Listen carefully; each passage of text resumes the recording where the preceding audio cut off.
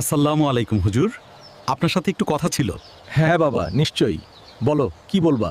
আমি আপনার মেয়েকে বিয়ে করতে চাই, এই ব্যাপারে আপনার মতামত জানতে চাইছিলাম। হ্যাঁ, আমি তো রাজি, কিন্তু বিয়ের জন্য তোমাকে দেনমোহর দিতে হবে। হ্যাঁ, মোহরানা কত দিতে হবে বলুন? বেশি না, মাত্র 10 লাখ। আস্তাগফিরুল্লাহ, 10 লাখ? হুজুর, এটা তো অনেক টাকা।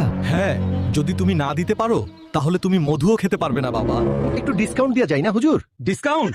না না বাবা, আমার মেয়ে তো কোনো সেকেন্ড হ্যান্ড পণ্য না, আর এটা তো কোনো দোকান না, এখানে কিসের ডিসকাউন্ট? মাসে মাসে কিস্তি অনুযায়ী পরিশোধ করলে হবে কি? কিস্তি? আমার মেয়ে কোনো টিভি ফ্রিজ না যে কিস্তিতে পরিশোধ করবা। তাহলে তো আমাকে এখন ব্যাংক থেকে লোন নিতে হবে। তুমি হালাল বিয়ের জন্য হারাম লোন নিবে? এটা কি উচিত? হুজুর, আমি দুঃখিত এরকম বলার জন্য।